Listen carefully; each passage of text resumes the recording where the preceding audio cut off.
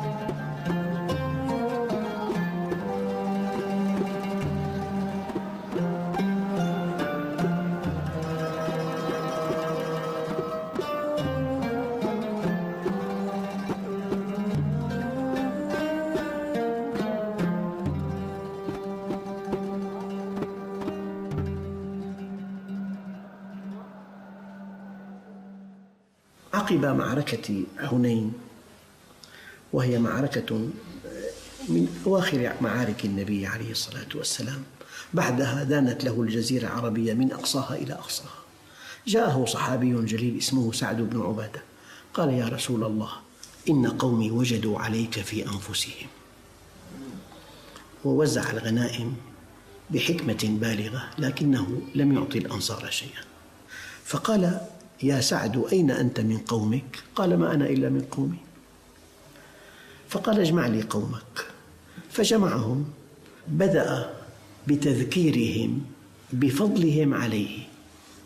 قال: أما إنكم لو شئتم لقلتم فلصدقتم ولصدقتم به.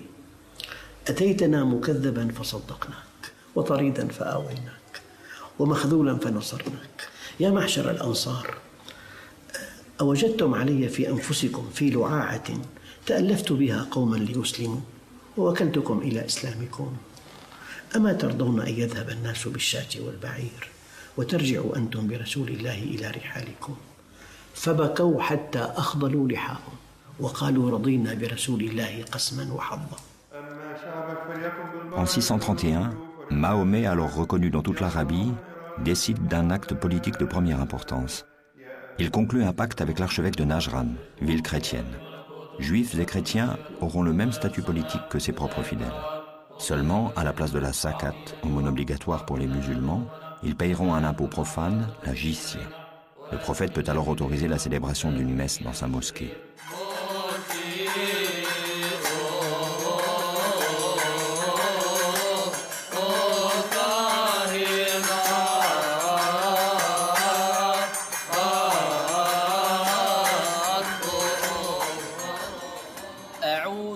Cependant, au cours de ces rencontres, controverses et disputations sont rapportées par les chroniques chrétiennes et musulmanes de l'époque.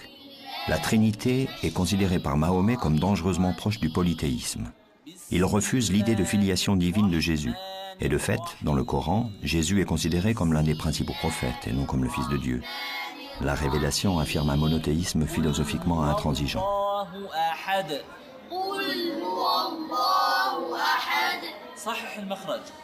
قل هو الله أحد. قل هو الله أحد. الله الصمد. الله الصمد. لم يلد ولم يولد. لم يلد ولم يولد. ولم يكن له كفوا أحد. ولم يكن له كفوا أحد.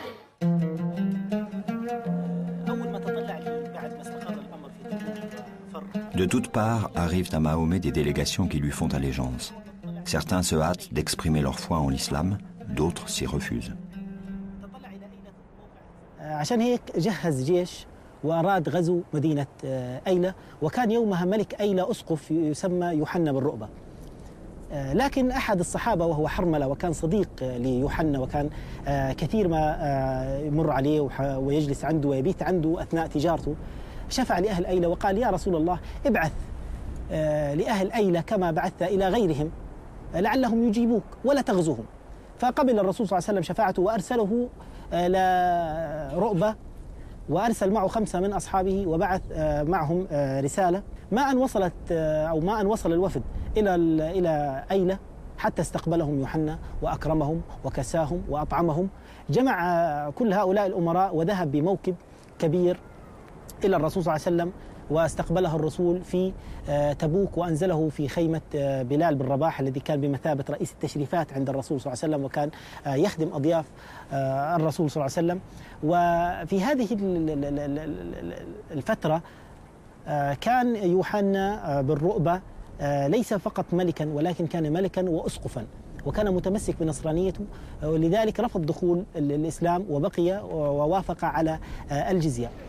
En 632, Mahomet, sentant la mort venir lors d'un dernier pèlerinage à la Mecque, s'appuyant sur un compagnon et d'une voix relayée de proche en proche, après avoir passé en revue sa vie parmi les siens, déclare « J'en jure par Dieu, quand bien même je mentirais aux autres, à vous jamais je ne mentirai.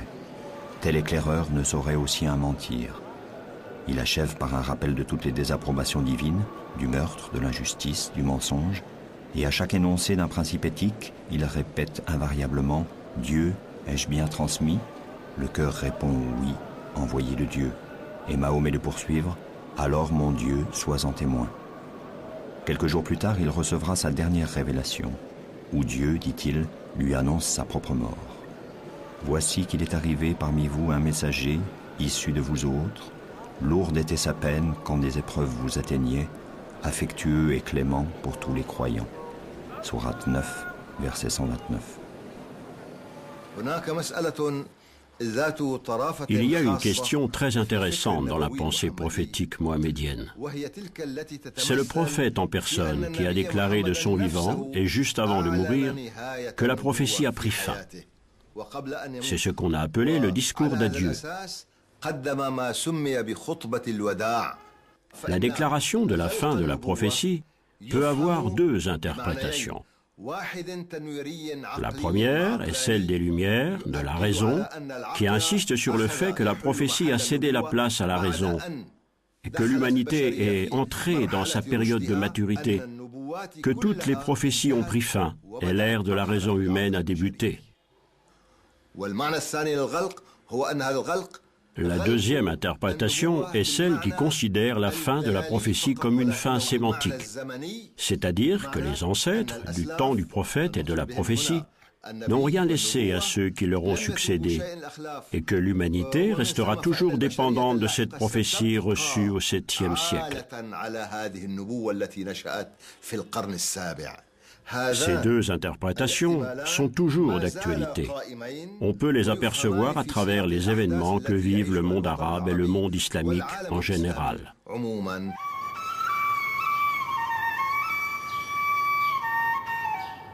De retour à Médine, le prophète sent ses forces l'abandonner. Un matin, il exprime à ses compagnons le désir d'aller au cimetière saluer ceux qui sont tombés pour l'islam. Puis il se rend chez lui auprès d'Aïcha et il dit « Qu'on m'apporte de quoi vous doter d'un écrit qui, si vous le suivez, vous prémunira de l'égarement. » Une querelle éclate alors. Abou Bakr et Omar disent « Que lui arrive-t-il? Est-ce le délire ?» Ils pensent qu'il ne parle ainsi que sous l'emprise de la douleur et qu'avec le livre de Dieu, nul besoin d'un autre écrit. Par contre, Ibn Abbas, cousin de Mahomet et futur allié d'Ali, demande qu'on apporte de quoi recueillir le testament du prophète. La discussion prend une telle ampleur que l'envoyé de Dieu, excédé, leur demande de se retirer.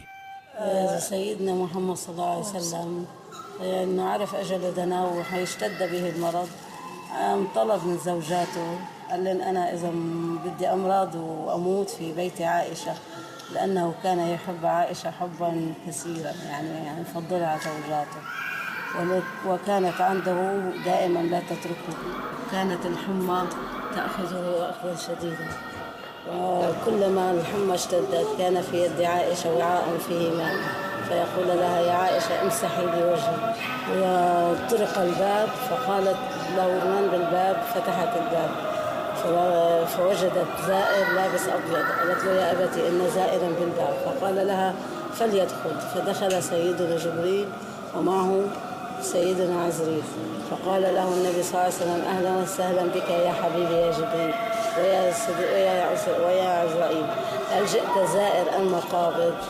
قال والله يا حبيبي إن ربك يقرؤك السلام، فإن رغبت قابضين وإن لن رغبت ما رغبت نتركك.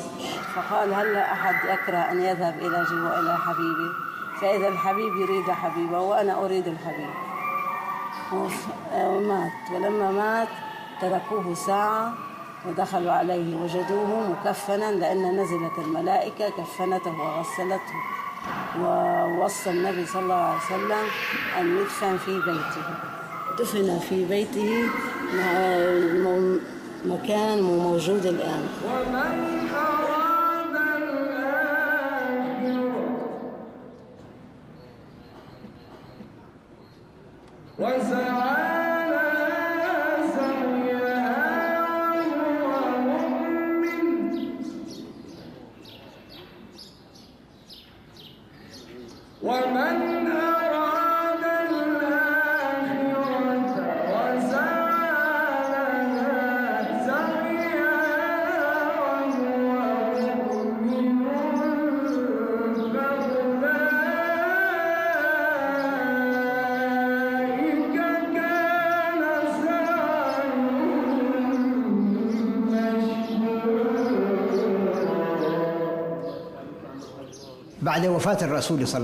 Après la mort du prophète, Dieu le bénisse et lui accorde le salut, quelle attitude allait-on adopter? Et y a-t-il une personne que le prophète ait désignée pour commander aux musulmans après lui? Au sens étroit du terme, il est clair qu'il n'y avait pas une personne en particulier qui aurait pu être véritablement le successeur du prophète.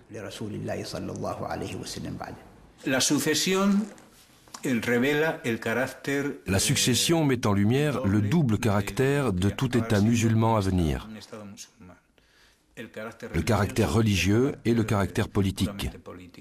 Du point de vue religieux, Mahomet ne pouvait avoir de succession, puisqu'il est le sceau de la prophétie. Après lui, il n'y a pas d'autre prophète. Là où il peut y avoir succession, c'est dans le domaine politique, succéder au guide, au leader de la communauté. Là, il y a eu un litige. Je ne dirais pas un conflit. Les partisans de Médine, bien sûr, ont dit « Ce pays est le nôtre et nous avons donné asile aux émigrés. Il serait donc normal que la succession nous revienne. » Un homme entra dans la mosquée et dit « Les Médinois se sont réunis dans le vestibule des Saada et ont fait allégeance à Saad, leur chef. » Abou Bakr se leva et sortit avec Omar, laissant Ali auprès du prophète. En entrant dans le fameux vestibule, ils y trouvèrent réunis tous les Médinois qui leur parlèrent ainsi. « Nous voulons nommer comme chef l'un des nôtres. Choisissez-en un parmi vous, un prince, et de cette manière tout le monde sera content. » Abou Bakr prit la parole, et après avoir cité tous les versets du Coran faisant l'éloge des Médinois, il ajouta « Mais vous savez que le prophète a dit « La fonction de présider appartient aux Mécois Koraïchites. » Les partisans médinois s'écrièrent « S'il faut absolument un Koraïchite, nous désignerons Ali, le gendre du prophète. C'est le plus renommé d'entre les Koraïchites. »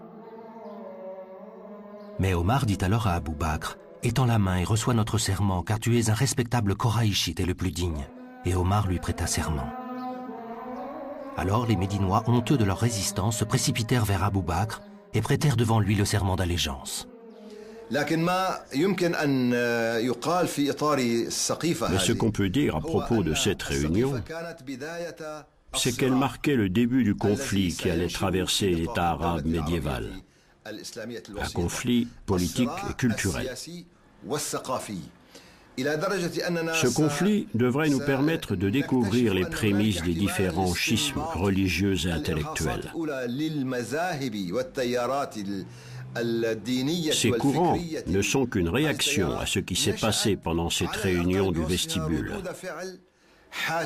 Et nous allons constater que cet état de fait va se refléter dans la lecture du texte coranique même.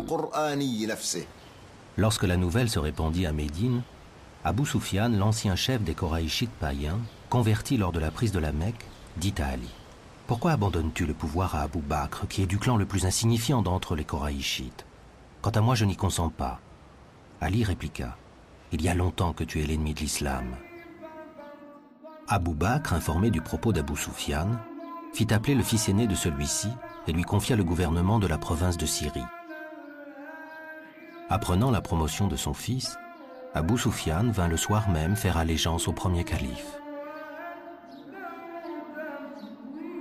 Le corps du prophète gisait abandonné dans sa maison.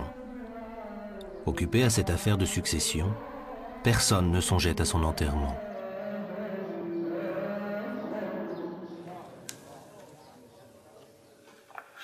Quel héritage Mahomet a-t-il légué en tant que prophète? À sa disparition, il y a d'une part des fragments d'un Coran dispersés dans tant de mémoires de compagnons, et d'autre part le souvenir de ses gestes et paroles, les hadiths. Il faudra attendre longtemps, 2 siècles, pour que les souvenirs du personnage seulement humain de Mahomet soient élaborés en cette énorme institution hadith, ou tradition prophétique. Cette institution de hadith prendra une place telle qu'elle aura quasiment la même autorité que le texte révélé, le Coran. L'islam sera alors, peut-être indûment, ce jeu de miroir entre la parole de Dieu et ce qui la rend humainement audible, la parole du prophète sacralisée dans le hadith. Une des erreurs concernant le prophète qui a contribué à la pétrification de l'islam durant les siècles qui ont suivi, c'est la sacralisation des hadiths, c'est-à-dire de ses paroles et de ses faits et gestes. Les sunnites considèrent tous les compagnons comme des témoins infaillibles et presque comme des demi-dieux. C'est ce que je pense et j'espère ne pas me tromper, car ils les considèrent comme des guides qui ne se trompent jamais, et ceci n'est pas une vision objective. Il faut être réaliste. Même les compagnons du prophète étaient d'abord des politiques. Quand le prophète est mort, on s'est réunis chez les Saada. Et ceux qui étaient chez le prophète et qui ont entendu parler de cette réunion s'y sont précipités. On dit que le prophète n'a été enterré que 3 jours après sa mort. C'est historique. Donc la vision objective, c'est celle du Coran qui considère les compagnons comme des êtres humains qui peuvent commettre ou non des erreurs et que Dieu jugera. Donc les politiques se partageaient le pouvoir et luttaient pour l'avoir. C'est dans ce contexte que des hadiths ont été rajoutés, qui donnent un caractère surhumain à un simple individu qui disait « Je ne suis qu'un homme ». La tradition insiste sur le fait que Mahomet distinguait bien, quand il parlait, l'ordre du révélé et les paroles qui étaient les siennes en tant qu'homme. Il interdisait que celles-ci soient d'une manière ou d'une autre consignées. Pourtant, beaucoup plus tard, à la lumière de cette affaire de succession, un hadith va opérer comme un symbole et devenir une jurisprudence politique. بقولكم قصة صغيرة حدثت مع السيدة فاطمة بنت رسول الله عليه الصلاة والسلام مع سيدنا أبو بكر اللي هو الخليفة الأول من خلفاء الرسول عليه الصلاة والسلام. القصة إنه المسلمين كانت غنائمهم كبيرة كتير من خيبر، وكان الرسول عليه الصلاة والسلام له حصة من هي الغنائم اللي هي كانت أرض فدك، وأرض فدك معروف إنه هي أرض خصبة فيها أشجار مثمرة وما إلى ذلك. فبعد وفاة الرسول عليه الصلاة والسلام راحت السيدة فاطمة إلى أبو بكر الصديق باعتباره الخليفة الأول لرسول الله وبإيده أمر المسلمين كلهم. شو قالت له؟ طالبت بحصتها من ماذا؟ من أراضي خيبر أو من ميراث والدها.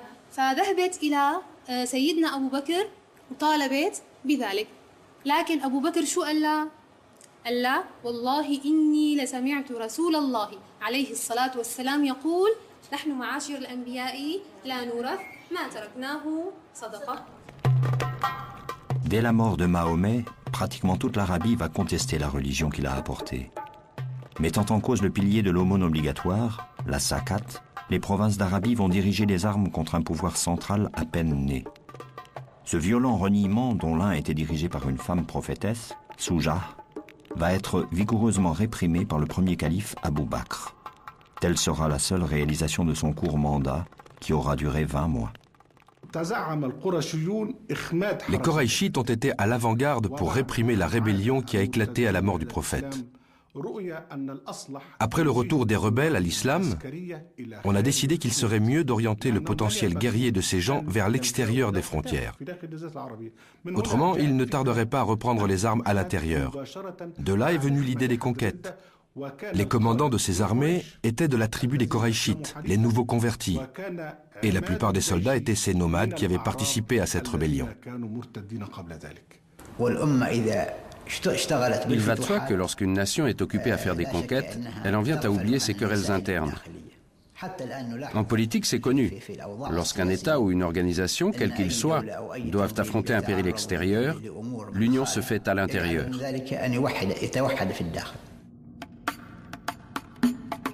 Deux puissances sont considérées comme opposées à l'islam. La Byzance chrétienne trinitaire et la Perse zoroastrienne. Face à ces deux adversaires, les musulmans vont donner un autre sens à la notion de djihad. Jusque-là, notion générale qui désignait dans le Coran et pour Mahomet n'importe quel combat contre le mal, que ce mal soit en soi-même ou partout autour de soi. Vers 637, après avoir conquis l'empire perse chancelant, Omar, au nom de ce même djihad élargi, affrontera Constantinople. Quant au fait que l'islam se soit répandu par la force, si nous cherchons dans le Coran pour voir si l'islam ordonne l'utilisation de la force, dans les versets du Coran et la Sunna, la tradition du prophète, nous voyons bien qu'il n'y a aucune obligation à se convertir à l'islam. Aucune contrainte. Quand le Coran parle des objectifs du combat, il dit « Combattez dans la voie de Dieu contre ceux qui vous feront la guerre. Combattez-les jusqu'à ce que vous n'ayez point à craindre la tentation. » Il les met en garde contre la perte de leur liberté de croyance, afin que les musulmans ne soient pas opprimés et qu'ils ne soient pas détournés de leur foi.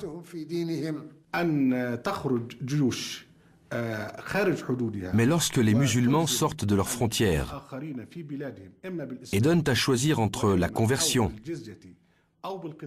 le paiement d'une dîme ou le combat, cela n'a rien à voir avec la législation coranique.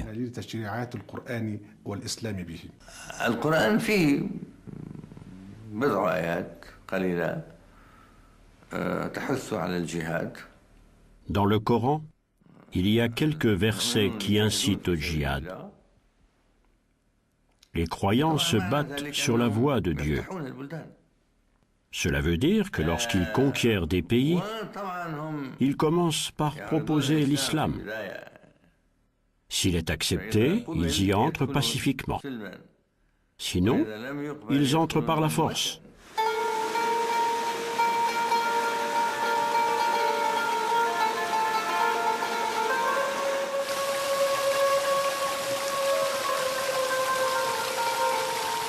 Les incroyants n'ont-ils pas vu que les cieux et la terre étaient cousus, et que nous les avons décousus, que de l'eau nous avons donné vie à toute chose? Sourate 21, verset 31.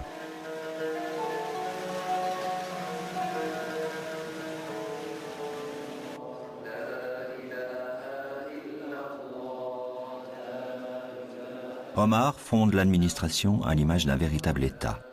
Il institue une fiscalité, devient un mythe de la justice directement rendu par le chef. Après 10 ans de califat, Omar mourra assassiné par un esclave tueur à gages. Si le Coran a recommandé la consultation générale, Shura, dans tout ce qui concerne les affaires publiques, y compris la désignation du pouvoir suprême, Omar a laissé un testament politique désignant seulement 5 notables qui nommeront son successeur, le 3e calife Othman.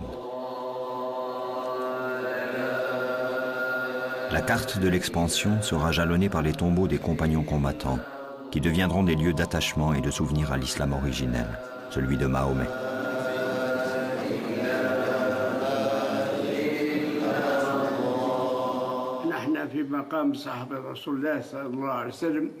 هذا رفاعة بن مضر ولقبوه بأبو لبابة، وهذا صحابي من المقربين مع سيدنا محمد نبينا. ما خرج مع النبي للجهاد في غزوة بدر، ثم رد من ثنية قال يا أبو لبابة أرجع للمدينة أهنيني عليها، خاف يرجع عليها عدو ولا حاجة من بعدي. قال يا رسول الله ما تحرمنيش من أهل بدر. قال فلك أجر أهل بدر ولك أجر الخلافة. بعد هذا تحل الفتح تاع أفريقيا في أيام سيدنا عثمان. هي أفريقيا مجاهد متطوع مع الأولاد أصغر منها مع الجيش، ولا وقتها هو عمره تقريبا 75 عام. وانا صرت مرضى من قريب القابس هني، يقول بطراح، يقول في مطرح وادي الغيلان، توفى ثم. جابوه القابس هني للظهر هذه، كانت البقعة هذه فارغة، دفنوه هذه يقول لها ظهرة الصويدة.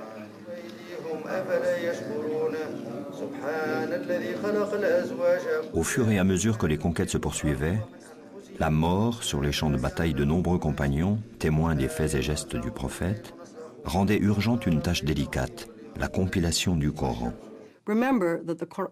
Il faut se souvenir que le Coran s'est transmis d'abord oralement.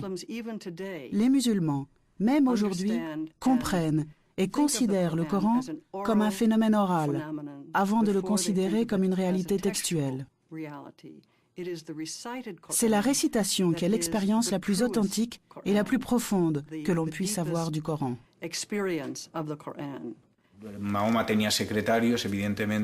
Mahomet avait des secrétaires, bien évidemment. Il leur répétait la révélation qui était alors transcrite sur les matériaux qu'il trouvait à portée de main. Mais il n'y avait pas de véritable ordonnancement. Il y avait des lectures, mais c'était surtout une tradition orale. Les fidèles de la première heure apprenaient et connaissaient par cœur le Coran. Le souci de rassembler ces fragments épars du Coran originel dicté par le prophète a sans doute été celui d'Abou Bakr, puis d'Omar. Ils ont certainement l'un et l'autre tenté d'en faire un recueil. Mais ni l'un ni l'autre n'ont eu l'intention de réaliser une structure organisée de sourates. En ce qui me concerne, je suis persuadé que le Coran était à cette époque-là dans l'ordre qu'on lui connaît actuellement pour ce qui est de l'enchaînement des versets dans chaque chapitre. Et je ne crois pas qu'il y ait certains versets qui ne figuraient pas encore dans certains chapitres. Je crois donc que le Coran était là en entier, sauf que les sourates étaient dispersées. Là une sourate, là 2 sourates, là 10. Le Coran a donc été rassemblé du vivant du prophète, mais il était encore sous forme de feuillets épars. La collecte du texte coranique a peut-être commencé pendant les dernières années de la vie de Mahomet, mais elle sera plus active et plus conséquente plus tard, sous le règne d'Omar, et plus particulièrement sous celui d'Othman.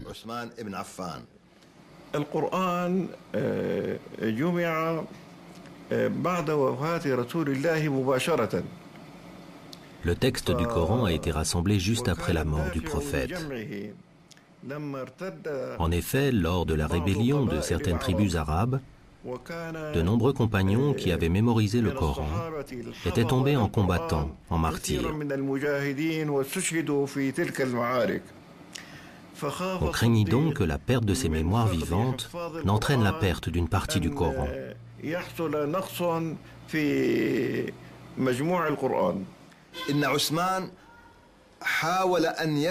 Othman a essayé de collecter toutes les planches sur lesquelles étaient écrits les versets du Coran. On entend par planches les peaux d'animaux sur lesquelles on a écrit les versets.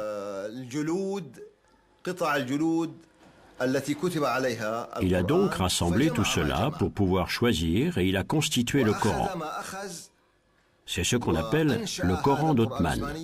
Puis, si l'on en croit les chroniques, il a détruit le restant des planches.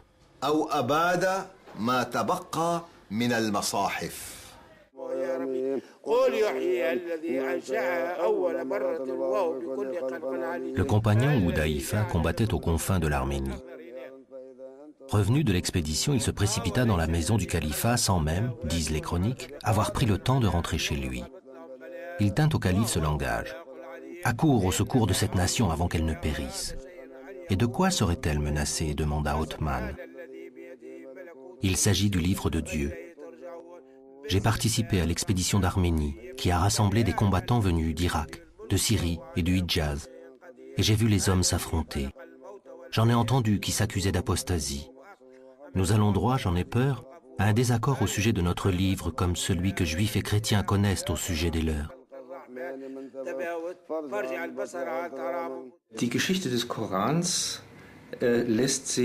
Il est impossible, aujourd'hui encore, d'écrire clairement l'histoire du Coran.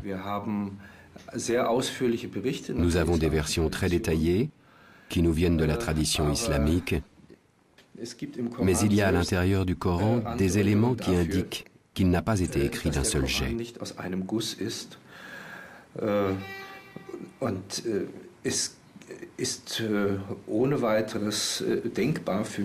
Pour moi, il est imaginable, ou en tout cas très plausible, que le Coran ait continué à se développer, même après la mort du prophète.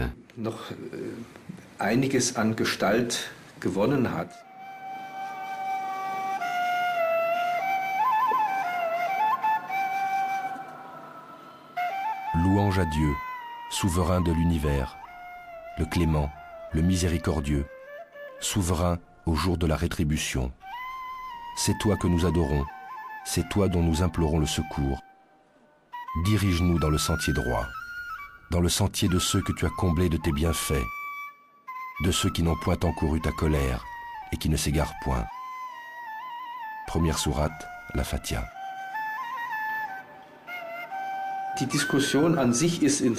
La discussion sur la première sourate est en soi intéressante.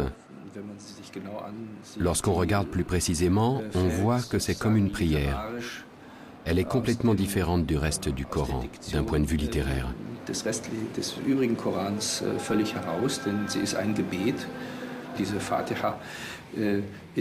Cette Fatiha, cette ouverture, n'est sûrement pas apparue après Mahomet.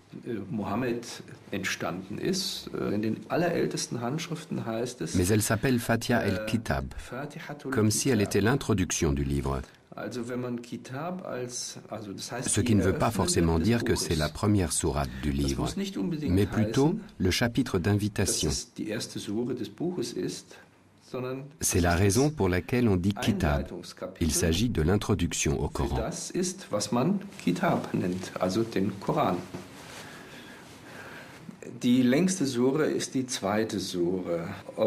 La plus longue des sourates est la seconde.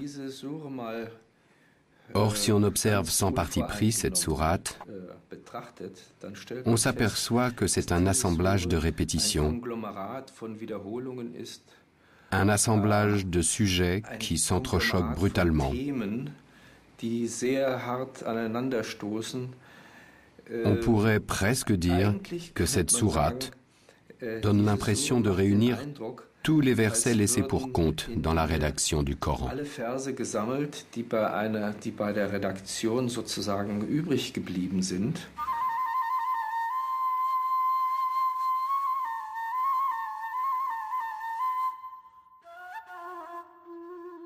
L'entreprise de Othman de faire une entité structurée à partir des fragments et des groupes de versets reçus par Mahomet pendant 23 ans de prophétie peut paraître aujourd'hui assez complexe. Il y a pour chaque verset du Coran une sorte de petite histoire qui raconte comment cette révélation est advenue. Ainsi, nous pouvons dire que nous connaissons sa continuité historique. Pourquoi n'a-t-on pas suivi cet ordre historique dans le plan du Coran ? Le texte, tel que nous le connaissons, est le reflet d'une décision, d'une mise en ordre, qui sont pour une bonne part artificielles. L'ordre choisi n'est pas inhérent au matériel narratif, au matériel coranique lui-même. Les sourates sont disposées, dans une large mesure, de la plus longue à la plus courte. Mais on aurait aussi bien pu faire l'inverse. Man könnte sich einmal die Frage stellen, wie ein On peut se demander à quoi ressemblerait un livre contenant l'ensemble des révélations placées dans leur ordre d'apparition. Offenbarungen zusammengestellt worden wäre. Man könnte beinahe sagen, ein On pourrait presque dire qu'un ordonnancement historique du Coran inverserait l'ordre actuel qui est basé, entre guillemets, sur la longueur des sourates. In Anführungszeichen der Länge nach angeordnet ist. La tradition présente les choses d'une manière simplificatrice. Othman, initiateur de ce grand projet en vertu de sa position de calife, désignera une commission de 5 anciens secrétaires du prophète.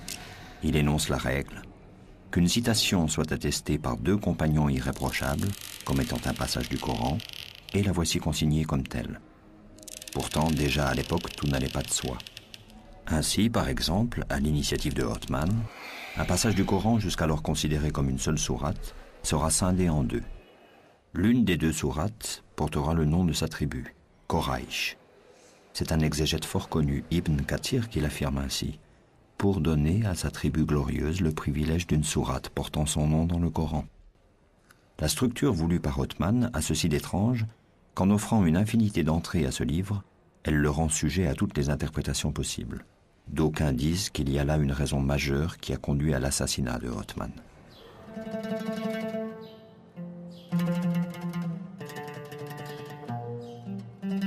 Pour enterrer Othman, on le porta sur le battant d'une porte, de sorte qu'on entendait sa tête cogner contre le bois. On le déposa. Et tandis que l'on procédait au rite mortuaire, un groupe de Médinois vint leur dire « Non, nous en jurons par Dieu, vous n'allez pas célébrer pour lui la prière des morts. » Un homme dans le cortège dit « Ainsi vous voulez nous empêcher de célébrer une prière pour lui? Eh bien Dieu et ses anges ont déjà béni son âme. » Ses compagnons conseillèrent à cet homme de s'en tenir là et de se taire. Il obéit. Ils reprirent la dépouille et repartirent en courant. Ils arrivèrent à l'orée du cimetière des croyants. Un Médinois vint à leur rencontre et dit « Par Dieu, non, vous ne l'enterrerez pas dans le carré de l'envoyé de Dieu, et nous ne vous laisserons pas célébrer pour lui la prière. » Ils s'en furent. Arrivés au cimetière juif, ils creusèrent un trou et célébrèrent la prière. Quand ils précipitèrent le corps d'Othman dans le trou, sa fille se mit à hurler. Un des présents lui dit « Dieu m'en est témoin, si tu n'arrêtes pas, je te couperai ce qui te sert à porter les yeux. » Ils l'enterrèrent sans mettre de pierre, se contentant de recouvrir le corps de terre.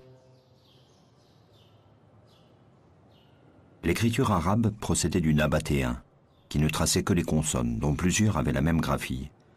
C'est en cet état que les premières copies du Coran nous sont parvenues. Un même mot pouvait donc avoir plusieurs sens. Um einmal einen Eindruck zu geben von dem Unterschied zwischen einem Pour donner une idée de la différence entre un texte du Coran avec toutes ses voyelles et avec ses signes de différenciation et un texte du Coran sans tous ces ingrédients qui sont bien plus tardifs, on place côte à côte 2 versions d'un texte assez connu, le début de la 2e sourate. Si quelqu'un voulait se cantonner à l'étude de la tradition écrite, on pourrait lire ce texte arabe ainsi.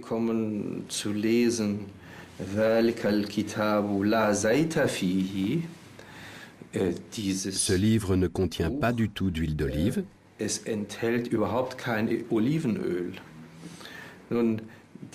Ou encore, ce livre ne contient pas le moindre doute. Si on n'a qu'une connaissance théorique, on lira ce livre ne contient pas du tout d'huile d'olive. Il faut donc connaître la tradition orale pour pouvoir le lire avec certitude. Mais il y a aussi des cas où la tradition orale n'a visiblement pas suffi. Et on trouve, à certains endroits, des interprétations extrêmement différentes du texte fondateur de l'islam.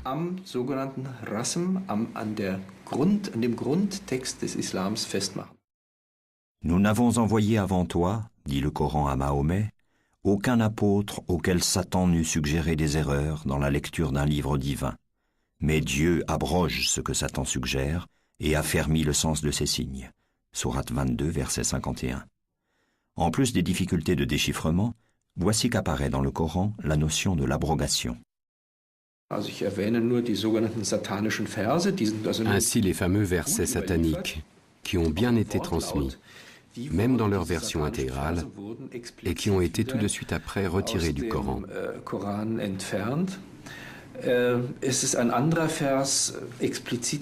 Il y a un autre verset qui a été éliminé, le verset de la lapidation, qui est en outre fondamental pour les juristes.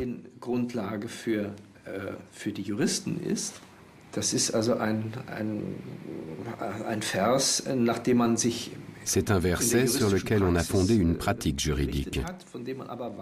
Mais on sait que le prophète l'a fait ôter du Coran. Le vieux et la vieille adultère, lapidez-les jusqu'à ce que mort s'en suive.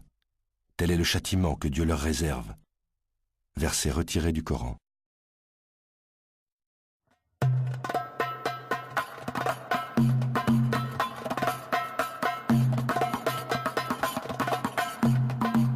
Une fois le texte stabilisé, les sciences coraniques procéderont par de nombreux mécanismes à une stricte codification pour l'exégèse. Le mécanisme le plus complexe est celui de l'abrogation. Un verset peut annuler l'autorité d'un autre du même thème, du seul fait qu'il ait été révélé après. Par exemple, le verset 260 de la sourate 2 dit « Nulle contrainte en religion, voici que la raison émerge de l'égarement ». La portée de ce verset, quand il s'agit de justifier une guerre idéologique, est limitée, voire totalement annulée, en référence à un verset plus tardif, désigné par les exégètes comme étant le verset du glaive. Les mois sacrés expirés, tuez les idolâtres partout où vous les trouverez. Faites-les prisonniers, assiégez-les et guettez-les dans toute embuscade. Mais s'ils se convertissent, s'ils observent la prière, s'ils font l'aumône, alors laissez-les tranquilles, car Dieu est indulgent et miséricordieux. Sourate 9, verset 5. Le Coran est clair, mais cette clarté est devenue obscurité. Nous l'avons abrogé. Il n'y a pas de contrainte en religion. Jésus dit dans l'Évangile, « Lequel de vous allumera une lampe et la mettra sous le boisseau ? Il doit la mettre à un endroit élevé pour qu'elle éclaire le monde entier. » Le concept « nulle contrainte en religion » est la lumière qui éclaire le monde. Et nous avons abrogé cela. Nous nous sommes abrogés. Nous avons abrogé les prophètes. Nous avons abrogé l'esprit humain avec la pratique de la contrainte. C'est un crime à l'encontre de l'homme, à l'encontre de Dieu et à l'encontre de l'histoire. En islam, il n'y a pas de différence entre la sphère du profane et la sphère du religieux, entre ce qui est à César et ce qui est à Dieu. La charia, la loi coranique, veut que Dieu gère tous les rapports qui règlent la cité des hommes. La législation ici dessine les champs du licite et du permis. Étant donné que Mahomet est le sceau des prophètes et qu'il a été envoyé à toute l'humanité, en quoi sa prophétie est-elle différente des autres prophéties ? Les lois de l'Ancien Testament ont été édictées pour des situations particulières. En revanche, les lois édictées dans le livre de Dieu à Mahomet sont fondées sur le principe des limites. Pour bien vous expliquer cela, prenons par exemple un terrain de football. Ce terrain a des contours extérieurs. Le jeu se passe à l'intérieur du terrain et si le ballon sort, l'arbitre siffle. Il y a des règles du jeu sur le terrain, mais il y a des milliards de possibilités de jeu. Par exemple, il a dit « Vous couperez les mains des voleurs, hommes ou femmes ». La limite du châtiment, c'est le fait de couper la main. Mais en dehors de cela, il y a des millions d'autres possibilités. Mais gare à ne pas dépasser la limite, car alors tu deviendras un barbare et un sauvage.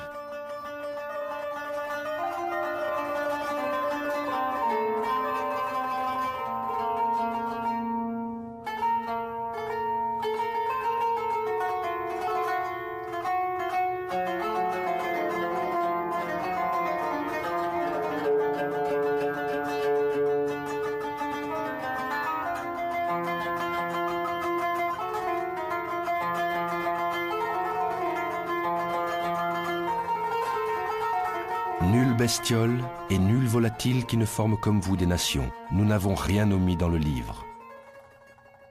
Sourate 6, verset 38.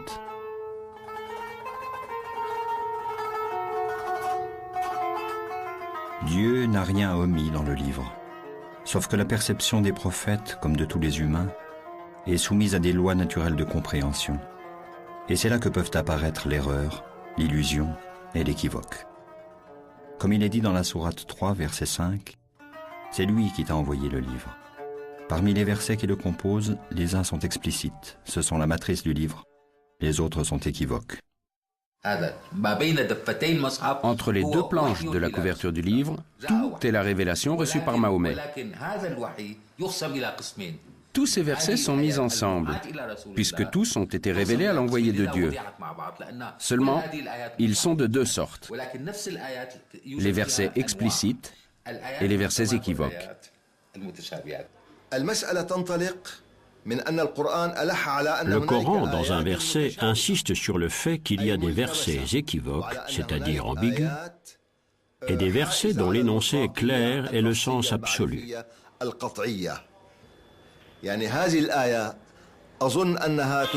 Ce verset est l'un des plus importants dans le Coran. Et il a ouvert une porte que plus personne ne peut fermer à une lecture ouverte du texte coranique.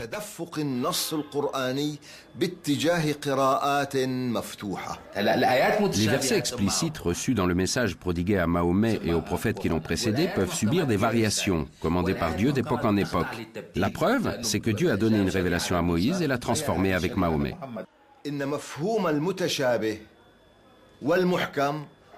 Le Coran ne désigne pas explicitement quels versets sont équivoques et quels versets sont explicites. Le Coran ne les définit pas de façon absolue.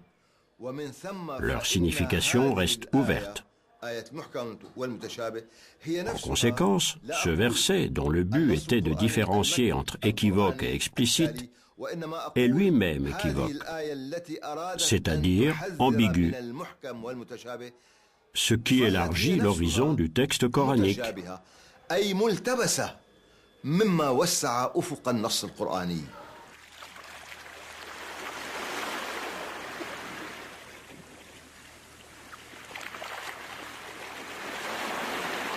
Si la mer se changeait en encre pour écrire les paroles de Dieu, la mer s'épuiserait avant que ne s'épuise la parole de Dieu, quand bien même nous la remplirions une autre fois. Sourate 18, verset 109.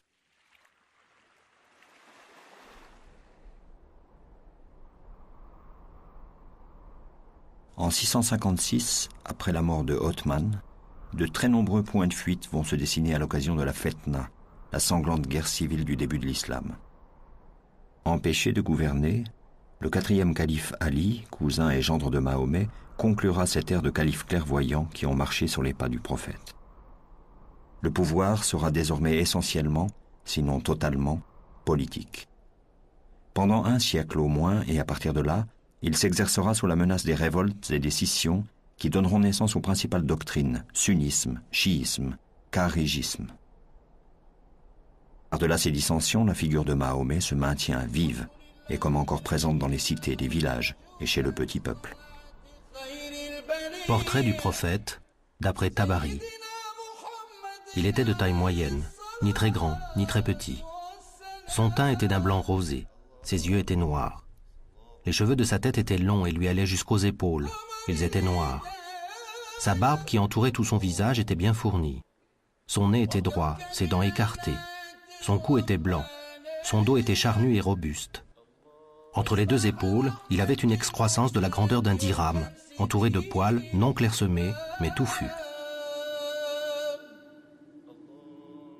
Au fil des siècles, l'islam de Mahomet ira à la rencontre des peuples du monde. De l'Espagne à l'Inde, de Byzance au Maghreb, de la Perse aux profondeurs de l'Afrique et de l'Asie. C'est toute une civilisation riche de savoir, de science, de culture et de spiritualité qui se bâtit. Aujourd'hui, plus d'1 milliard d'hommes et de femmes se réclament d'un même livre, le Coran, d'un même prophète, Mahomet, et d'un Dieu unique qu'ils partagent dans le message de Moïse et de Jésus. au-delà des conflits et de l'ignorance, avec d'autres femmes et d'autres hommes.